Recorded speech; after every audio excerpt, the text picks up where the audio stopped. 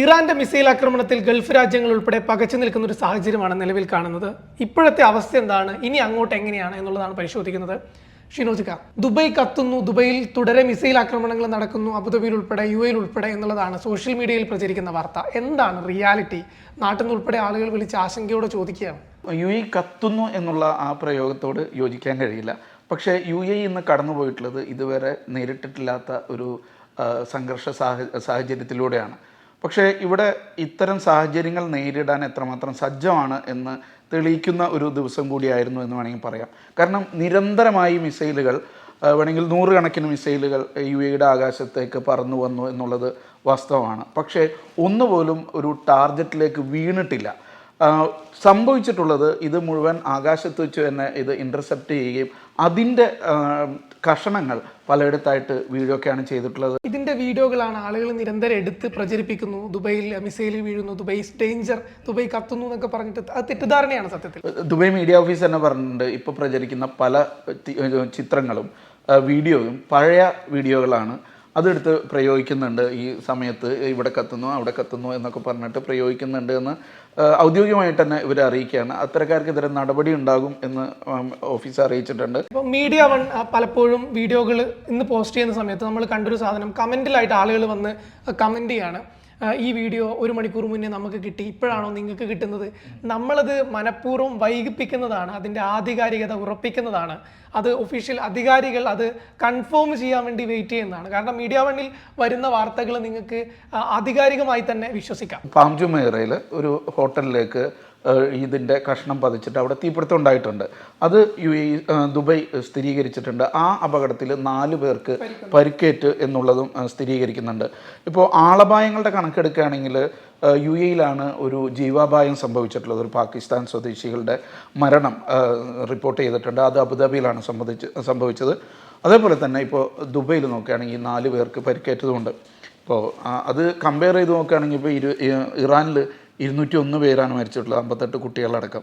അങ്ങനെ നോക്കുകയാണെങ്കിൽ വലിയ ഒരു ഡാമേജ് ഉണ്ടാക്കാൻ ഈ രാജ്യങ്ങളിൽ, ഗൾഫ് രാജ്യങ്ങളിൽ എവിടെയും കഴിഞ്ഞിട്ടില്ല എന്ന് നമുക്ക് പറയേണ്ടി വരും. എന്നാലും ഇത് ഒരു ഭീതിതമായ ദിനമായിരുന്നു. പ്രത്യേകിച്ച് നമ്മൾ പ്രവാസികളെ സംബന്ധിച്ചോളം അങ്ങനെ ഒരു സിറ്റുവേഷൻ നമ്മൾ നേരിട്ടിട്ടില്ല. ഒരുപക്ഷെ ഈ രാജ്യത്തെ സൈന്യത്തെ സംബന്ധിച്ചോളം ഇത്രയും വലിയൊരു ഇതിനെ അപ്രതീക്ഷിതമായിട്ടുള്ള ആക്രമണത്തെ നേരിട്ടുണ്ടാവില്ല. പക്ഷെ അവർ അത് നേരിട്ടു. നാസർക, ഈ യുദ്ധം എപ്പോൾ തീരും എന്നുള്ളൊരു ആശങ്കയാണ് പ്രവാസികൾക്ക്. എന്താണ് അതിൻ്റെ ഉത്തരം? ഇതൊരു അനിശ്ചിതത്വമുണ്ട്. കാരണം ഏറ്റവും പിന്നെ എന്ന് ഈ ആക്രമണം അവസാനിപ്പിക്കുമെന്ന് തങ്ങൾ തീരുമാനിച്ചിട്ടില്ല എന്നാണ് അല്പം മുമ്പ് നെതന്യാഹു രാജ്യത്തെ അഭിസംബോധന ചെയ്തുകൊണ്ട് വ്യക്തമാക്കിയിരിക്കുന്നത്. അപ്പോൾ എത്ര കാലം ഇത് നീണ്ടു നിൽക്കുമെന്ന്, ചില ടാർഗറ്റുകൾ, കൃത്യമായിട്ടുള്ള ലക്ഷ്യങ്ങളുണ്ട്. ആ ലക്ഷ്യങ്ങൾ നേടും വരെ ഈ ആക്രമണം തുടരുമെന്നാണ് പറയുന്നത്. ട്രംപ് നേരത്തെ ഇന്ന് വൈകിട്ട് നടത്തിയ പ്രതികരണത്തിൽ ഒരു 4 ദിവസമെങ്കിലും ഈ സ്വഭാവത്തിൽ, ഈ വ്യാപ്തിയിൽ തന്നെ ആക്രമണം മുന്നോട്ട് പോകുമെന്ന് കൂടി പറഞ്ഞിട്ടുണ്ട്. അപ്പോൾ ഇത് രണ്ടും കൂട്ടി വായിച്ച് നോക്കുമ്പോൾ പിന്നെ ചില ലക്ഷ്യങ്ങൾ അവർക്കുണ്ട്. ആ ലക്ഷ്യങ്ങൾ ഏതൊക്കെയാണ്? ഇപ്പം ഖാംനെയി ഭരണകൂടത്തെ പൂർണ്ണമായിട്ട് പിഴുതെറിയുക ആണോ ഒരു ലക്ഷ്യം? അതോടൊപ്പം തന്നെ ബാലിസ്റ്റിക് മിസൈൽ പദ്ധതി ഇല്ലായ്മ ചെയ്യുകയാണോ? ആണവ പദ്ധതി പൂർണ്ണമായിട്ടും നിർമ്മാർജ്ജനം ചെയ്യുകയാണോ ലക്ഷ്യം? അപ്പോൾ ലക്ഷ്യങ്ങൾ പലതായിരിക്കും. അതുകൊണ്ട് തന്നെ ഈ ആക്രമണം എത്ര നീണ്ടു നിൽക്കുമെന്ന ചോദ്യത്തിന് ഒരുപക്ഷെ ഉത്തരം പറയാൻ പറ്റുക ട്രംപിനും നെതന്യാഹുവിനും മാത്രമായിരിക്കും. കാരണം അവരാണ് ഈ ലക്ഷ്യങ്ങൾ ക്ലിയർ ചെയ്ത് മുന്നോട്ട് പോയിക്കൊണ്ടിരിക്കുന്നത്. അപ്പോൾ അതുകൊണ്ട് ഏറ്റവും ചുരുങ്ങിയതൊരു 3-4 ദിവസമെങ്കിലും ഈ ആക്രമണം ഈ അവസ്ഥയിൽ തന്നെ തുടരുമെന്നാണ് പിന്നെ നമുക്ക് വിലയിരുത്താൻ സാധിക്കുന്നത്. ഗൾഫിലെ മലയാളികൾ എന്തൊക്കെ ശ്രദ്ധിക്കണം എന്ന് പറഞ്ഞാൽ, അടുത്ത ദിവസങ്ങളിൽ യാത്ര ചെയ്യുന്നവർ നേരത്തെ ഈ വിമാനങ്ങളുണ്ടോ എന്നുള്ള കാര്യത്തിൽ ഒരു ഉറപ്പ് വരുത്തേണ്ടതുണ്ട്. മറ്റൊരു അപ്ഡേറ്റ് ഇപ്പോൾ പറയാനുള്ളത്, ഏറ്റവും പുതിയതായിട്ട് വരുന്ന ഒരു അപ്ഡേറ്റാണ്.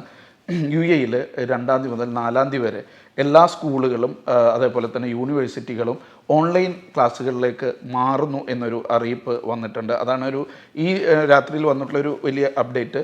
അതായത് അടുത്ത ദിവസങ്ങളിൽ കുട്ടികളും കൂടി പുറത്തിറങ്ങേണ്ടതില്ല എന്നുള്ള തരത്തിലാണ്. നേരത്തെ അക്ഷയിച്ചു പരീക്ഷകൾ നടക്കുന്ന സമയമല്ല, അതിനെപ്പറ്റി എന്തെങ്കിലും പറഞ്ഞിട്ടുണ്ടോ? ഇപ്പോൾ ഓൺലൈനിലാണ് എല്ലാം എന്നുള്ളതാണ്. 2-ാം തീയതി മുതൽ 4-ാം തീയതി വരെ എന്നുള്ളതാണ് അറിയിച്ചിട്ടുള്ളത്. അത് യൂണിവേഴ്സിറ്റികൾക്ക് ബാധകമാണ്, സ്കൂളുകൾക്ക് ബാധകമാണ്. ഒരുപക്ഷെ അത് വിദ്യാലയങ്ങൾക്ക് ഒരു തീരുമാനമെടുക്കാൻ ചിലപ്പോൾ ഓരോ ദിവസത്തെയും സ്ഥിതി വെച്ചിട്ട് അതിനൊരു അനുമതി കൊടുക്കാനാണ് സാധ്യത. അപ്പോൾ അക്ഷയ് നേരത്തെ ചോദിച്ച ആ ചോദ്യം ഉണ്ടല്ലോ, ഈ ഗൾഫിലെ പ്രവാസികൾ എന്ത് ശ്രദ്ധിക്കണം എന്നുള്ളത്. ഒന്ന് നേരത്തെ പറഞ്ഞ പോലെ യാത്ര ശ്രദ്ധിക്കുക, പരമാവധി യാത്രകൾ ഒഴിവാക്കുക, പുറത്തിറങ്ങുന്നത് ഒഴിവാക്കുക എന്നുള്ളതാണ്. മറ്റൊന്ന്, നമ്മൾ ഈ മിസൈൽ വരുന്നു അല്ലെങ്കിൽ ഡ്രോൺ വരുന്നു എന്ന് പറഞ്ഞിട്ട് സ്വാഭാവികമായിട്ടും നമ്മളുടെ ചെറുപ്പകാലത്തിലുള്ള പോലെ വിമാനം വരുന്നത് കാണാനുള്ള ആകാംക്ഷയോടുകൂടി ഇതിലേക്ക് നോക്കി നിൽക്കും. ഇത് വളരെ അപകടകരമാണ്. കാരണം ഇത് മുകളിൽ വെച്ചായിരിക്കും ഇത് ഇൻ്റർസെപ്റ്റ് ചെയ്യുന്നത്. അപ്പോഴൊരു ചെറിയ പൊട്ടിത്തെറിയും ഇതിൻ്റെ കഷ്ണങ്ങൾ എവിടേക്ക് വരും എന്നുള്ളതും നമുക്ക് പറയാൻ കഴിയില്ല. അത് കിലോമീറ്ററുകൾ സഞ്ചരിച്ച് വരുന്ന ഒരു വസ്തുവാണ്.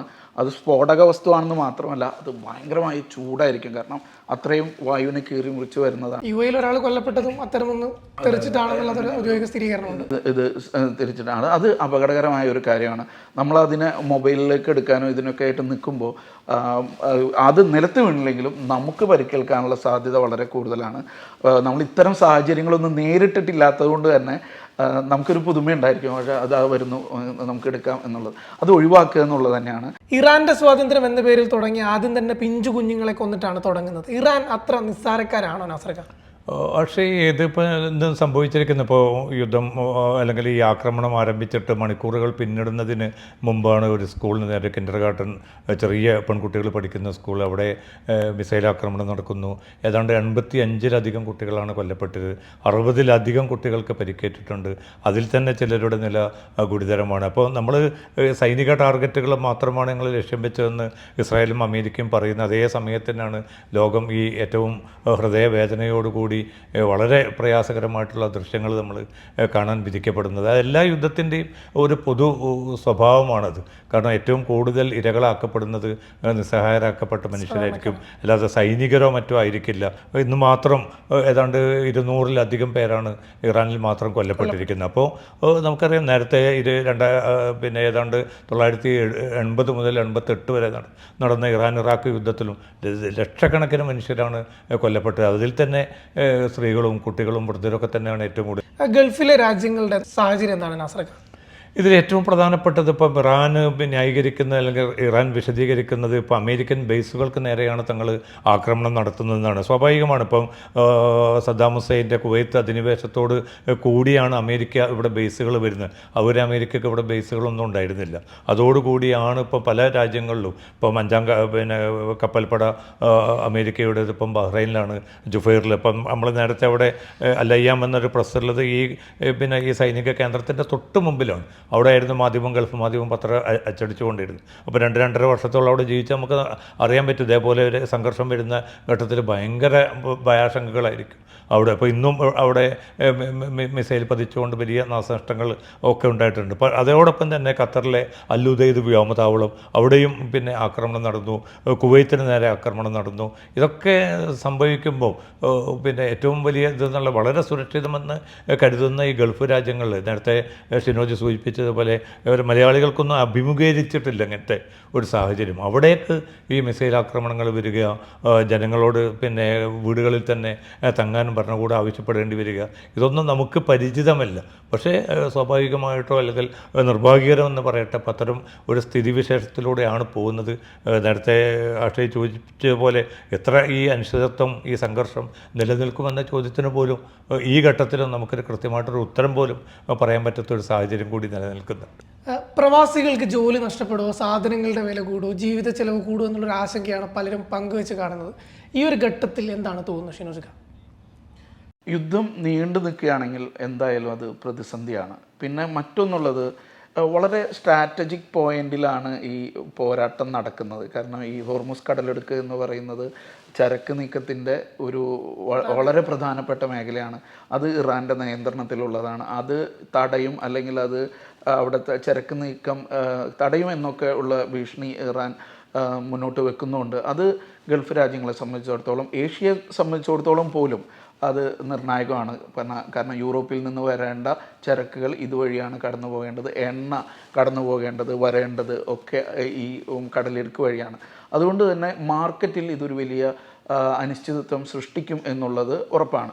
അത് എത്ര ദിവസം നീണ്ടു നിൽക്കുന്നു എന്നുള്ളതനുസരിച്ചിരിക്കും. ഇപ്പോൾ ഇന്ന് രാവിലെ ഈ സംഘർഷങ്ങൾ ഉണ്ടാകുമ്പോൾ ലുലുവിൻ്റെ ചെയർമാൻ MA യൂസഫ് അലി മാധ്യമങ്ങളെ അഭിമുഖീകരിച്ചിരുന്നു. അപ്പോൾ അദ്ദേഹം പറഞ്ഞത് ഗൾഫ് രാജ്യങ്ങളെ സംബന്ധിച്ചിടത്തോളം ഭക്ഷ്യസുരക്ഷയുടെ കാര്യത്തിൽ ഇന്ന് രാവിലെ തന്നെ ഒരു നിർണായകമായ യോഗമൊക്കെ ഉണ്ടായിരുന്നു. അപ്പോൾ എല്ലാവർക്കും അത് ഉറപ്പ് കൊടുത്തിട്ടുള്ളത് എന്താ വെച്ചിട്ടുണ്ടെങ്കിൽ ഭക്ഷ്യസുരക്ഷയുടെ കാര്യത്തിൽ ഭീഷണി നിലനിൽക്കുന്നില്ല. പ്രത്യേകിച്ച് റമദാനോടൊക്കെ മുന്നോടിയായിട്ട് ആവശ്യത്തിനുള്ള ഭക്ഷ്യ സംഭരണം നടന്നിട്ടുണ്ട്. അതുകൊണ്ട് തന്നെ പ്ലാൻ A ഉണ്ട്, പ്ലാൻ B ഉണ്ട്, വേണ്ടി വന്ന പ്ലാൻ Cയും Eയും ഭക്ഷ്യ സുരക്ഷയുടെ കാര്യത്തിൽ ഈ രാജ്യങ്ങൾക്കുണ്ട് എന്നാണ് അദ്ദേഹം പറഞ്ഞിട്ടുള്ളത്. അതോടൊപ്പം തന്നെ ഈ റമദാൻ കണക്കിലെടുത്തിട്ട് നേരത്തെ ഈ വിപണികളിലൊക്കെ അവശ്യ സാധനങ്ങൾക്ക് വില കൂട്ടുന്നത് മന്ത്രാലയങ്ങൾ തടഞ്ഞിട്ടുണ്ട്. അതുകൊണ്ട് തന്നെ ഈ മാസമെങ്കിലും അങ്ങനെ ഒരു വിലക്കയറ്റത്തെ നമുക്ക് ഭയപ്പെടേണ്ടി വരില്ല എന്നാണ് എനിക്ക് തോന്നുന്നത്. ബഹ്റൈനിലാണ് ഏറ്റവും കൂടുതൽ ആക്രമണം നടക്കുന്നത് ഇറാൻ്റെ. എന്തുകൊണ്ടായിരിക്കും ബഹ്റൈൻ? ബഹ്റൈന് അമേരിക്കയെ സംബന്ധിച്ചിടത്തോളം അതിൻ്റെ 5ാം കപ്പൽപ്പട സ്ഥിതി ചെയ്യുന്ന ഈ മേഖലയിലെ ഏറ്റവും വലിയൊരു കേന്ദ്രം കൂടിയാണ്. അതുകൊണ്ട് തന്നെ പല ഘട്ടങ്ങളിലും ബഹ്റൈൻ ആക്രമിക്കപ്പെടുന്നു. കാരണം നാവിക രംഗത്താണ് ഇപ്പം ഇറാനെ സംബന്ധിച്ചിടത്തോളം ഏറ്റവും ശക്തമായിട്ടുള്ള ഒരു അവസ്ഥയിലാണ് ഇറാൻ നിലയുറപ്പിച്ചിരിക്കുന്നത്. കാരണം ഈ സമുദ്രഭാഗങ്ങളിലൊക്കെയും ഇറാൻ സൈന്യത്തിന് അതിശക്തമായിട്ടുള്ള വേരോട്ടവും സ്വാധീനവും ഉണ്ട്.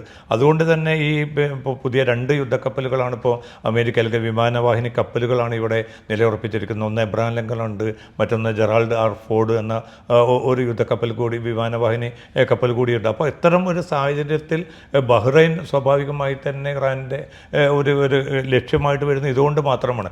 അതല്ലാത്ത ഒരു സാഹചര്യത്തിൽ പിന്നെ അങ്ങനെ ഒരു ഈ ഗൾഫ് രാജ്യം ഇന്നിപ്പോൾ ഇറാൻ വിദേശകാര്യമന്ത്രി തന്നെ പറയുന്നത് ഞങ്ങൾക്ക് ഗൾഫ് രാജ്യങ്ങളോട് ഒരു എതിർപ്പുമില്ല, അവരുമായിട്ട് ഈ സൗഹൃദത്തെ തന്നെയാണ് ഞങ്ങൾ മുന്നോട്ട് പോകാൻ ആഗ്രഹിക്കുന്നത്. പക്ഷേ പ്രശ്നം വന്നത് അമേരിക്കയുടെ കേന്ദ്രങ്ങൾ ഇവിടെ ഉള്ളത് കൊണ്ട് ആ കേന്ദ്രങ്ങൾ മാത്രമാണ് തങ്ങൾ ലക്ഷ്യമിടുന്നതാണ്. പക്ഷേ കുവൈത്ത് ഇന്നിപ്പോൾ ഇറാൻ സ്ഥാനപതിയൊക്കെ വിളിച്ചു വരുത്തി തങ്ങളുടെ പ്രതിഷേധം ശക്തമായിട്ട് അറിയിച്ചിട്ടുണ്ട്. കാരണം തങ്ങളുടെ പരമാധികാരത്തിന് നേരെയാണ് ഈ കടന്നുകയറ്റം നിങ്ങൾ നടത്തുന്നത്, അത് ഒരിക്കലും ഒരു അമേരിക്കൻ സാന്നിധ്യമുണ്ട് എന്ന് പറഞ്ഞുകൊണ്ട് അതിനെ വൽക്കരിച്ച് കാണാനോ ആ അർത്ഥത്തിൽ ന്യായീകരിക്കുന്നോ ശരിയല്ല എന്നാണ് കുവൈത്തും അതോടൊപ്പം തന്നെ മറ്റ് ഗൾഫ് രാജ്യങ്ങൾ പറഞ്ഞിരിക്കുന്നത്. എന്തായാലും ബഹ്റൈൻ ആക്രമിക്കപ്പെടുന്നു, ബഹ്റൈനും അതോടൊപ്പം തന്നെ ഖത്തറും നിരന്തരമായിട്ട് ആക്രമിക്കപ്പെടുന്നതിന് കാരണമായിട്ട് ഇറാൻ നേതൃത്വം വിശദീകരിക്കുന്നത് ഈ 2ഇടങ്ങളിലുമുള്ള അമേരിക്കൻ സൈനിക കേന്ദ്രങ്ങൾ, ഒന്ന് 5ാം കപ്പൽപ്പടയുടെ ആസ്ഥാനം, മറ്റൊന്ന് ഏറ്റവും പ്രധാനപ്പെട്ട വ്യോമതാവളം, ആ നിലക്ക് മാത്രമാണ് എന്നാണ് ഇറാൻ്റെ വിശദീകരണം. പക്ഷേ അത് ശരിയല്ല, ആ വാദം തന്നെ നിരർത്ഥകമാണ് എന്നൊരു മറുവാദമാണ് ഗൾഫ് രാജ്യങ്ങളും തുർക്കി ഉൾപ്പെടെയുള്ള മറ്റു രാജ്യങ്ങളും ഉന്നയിക്കുന്നതും. റമദാൻ മാസത്തിലാണ് ഈ ഒരു യുദ്ധം നടക്കുന്നത് എന്നൊരു പ്രത്യേകതയുണ്ട്. മുമ്പ് എൻ്റെ ഓർമ്മ ശരിയാണെങ്കിൽ പണ്ട് പലസ്തീനിലും ഇതുപോലെ തന്നെ ഇസ്രായേൽ ഒരു യുദ്ധം കടുപ്പിച്ചതും ഇതുപോലെ റമദാൻ മാസത്തിലായിരുന്നു. തീർച്ചയായിട്ടും അത് വളരെ നിർഭാഗ്യകരമായിട്ടുള്ളൊരവസ്ഥ കൂടിയാണ്. കാരണം ഒരു വിശുദ്ധ മാസം, അതോടൊപ്പം തന്നെ ആളുകൾ പൂർണ്ണമായിട്ടും ഉപവാസത്തിലും പ്രാർത്ഥനകളിലൊക്കെ കഴിച്ചു കൂട്ടുന്ന സമയം തന്നെ എന്തിന് ഈ ആക്രമണത്തിന്, ഈ കൂട്ടക്കുരുതികൾക്ക് തിരഞ്ഞെടുക്കുന്നു വെച്ചാൽ അതിന് കൃത്യമായിട്ടുള്ള ഉത്തരവൊന്നുമില്ല. പക്ഷേ പിന്നിട്ട നിർഭാഗ്യകരം എന്ന് പറയട്ടെ, പിന്നിട്ട പല റമദാനുകളും ഈ പ്രവാസി സമൂഹത്തെ സംബന്ധിച്ചിടത്തോളം മാത്രമല്ല അറബ് മുസ്ലിം ലോകത്തെ സംബന്ധിച്ചിടത്തോളം വളരെ സങ്കടകരമായിട്ടുള്ള ദിനങ്ങളാണ്. അത് പിന്നെ നേരത്തെ ഏതാണ്ട് ശാന്തമായ അന്തരീക്ഷത്തിൽ പോലും ഗസക്ക് നേരെ ആക്രമണം നടത്താൻ ഇസ്രായേൽ തിരഞ്ഞെടുക്കുന്നത് മിക്കവാറും ഈ പരിശുദ്ധ ദിനങ്ങളാണ്. സാധാരണഗതിയിൽ ആളുകളുണ്ടാവുക ആ ഒരു മാസം കഴിയട്ടെ എന്നിട്ട് നമുക്ക് ആക്രമണം തുടങ്ങാമെന്നൊക്കെയുള്ള ഒരു പൊതു രീതിയുണ്ട്. പക്ഷേ പല ഘട്ടങ്ങളിലും പിന്നെ അമേരിക്ക ആവട്ടെ പിന്നെ ഇസ്രായേലാവട്ടെ തങ്ങളുടെ ഈ ക്രൂരതക്കുള്ള ഒരു കേന്ദ്രമായിട്ട് തിരഞ്ഞെടുക്കുന്നതും അത് പ്രയോഗവൽക്കരിക്കുന്നതും ഈ വിശുദ്ധ മാസത്തിലാണ്. ഇപ്പോൾ നേരത്തെ സദ്ദാം ഹുസൈനെ, അതുവരെ ഇല്ലാത്ത വിധത്തിൽ സദ്ദാം ഹുസൈനെ ആ ദിവസം, പെരുന്നാൾ ദിവസം, ബലിപെരുന്നാൾ ദിവസം രാവിലെ ആളുകളൊക്കെ പ്രാർത്ഥനാ നിർഭരമായിട്ട് പള്ളിയിലേക്ക് പോകുന്ന അതേ ഘട്ടത്തിൽ അതേ സമയത്ത് സദ്ദാമിനെ പിന്നെ കൊലപ്പെടുത്തുക എന്നത് എന്തിനാ തിരഞ്ഞെടുത്തെന്ന് വെച്ചാൽ അതിനൊന്നും മറുപടിയില്ല. അപ്പോൾ അത് ഒരു ജനതയെ, ഒരു സമൂഹത്തെ, അതിൻ്റെ വിശ്വാസപരമായിട്ടുള്ള ഒരു ചൈതന്യത്തെ പോലും മനസ്സിലാക്കാനോ ഉൾക്കൊള്ളാനോ അതിനെ ആദരിക്കാനോ ഉള്ള ഒരു വിശാല മനസ്സിന് പുറമെ വളരെ സങ്കുചിതമായിട്ട്, എന്നാൽ ആ ദിവസം തന്നെ ആവട്ടെ അല്ലെങ്കിൽ ആ മാസം തന്നെ ആകട്ടെ എന്ന ഒരു തീർപ്പിലേക്ക് സയനിസ്റ്റ് ലോബിയും അതോടൊപ്പം തന്നെ അമേരിക്കയും എത്തിച്ചേരുന്നു എന്നുള്ളതാണ് സമീപകാല സംഭവവികാസങ്ങളൊക്കെ തെളിയിക്കുന്നത്. അത് എന്തുകൊണ്ട് എന്ന ചോദ്യത്തിന് സത്യത്തിൽ ഉത്തരമില്ല. പക്ഷേ അത് ആ മാസത്തിൻ്റെ പവിത്രതയെങ്കിലും കണക്കിലെടുക്കേണ്ടതില്ലെന്ന് വെച്ചാൽ വേണ്ടതായിരുന്നു. പക്ഷേ നിർഭാഗ്യകരമെന്ന് പറയട്ടെ, അത് നടക്കാതെ പോവുകയാണ്. യുദ്ധം ഒരു കാലത്തും ഒരു മനുഷ്യരാശിക്കും ഗുണം ചെയ്തിട്ടില്ല. എന്നും സങ്കടപ്പെട്ടതും ദുരിതം അനുഭവിച്ചതും സാധാരണക്കാർ മാത്രമാണ്. എത്രയും പെട്ടെന്ന് ഈ യുദ്ധം അവസാനിക്കട്ടെ എന്ന് പ്രതീക്ഷിക്കുന്നു, പ്രത്യാശിക്കുന്നു.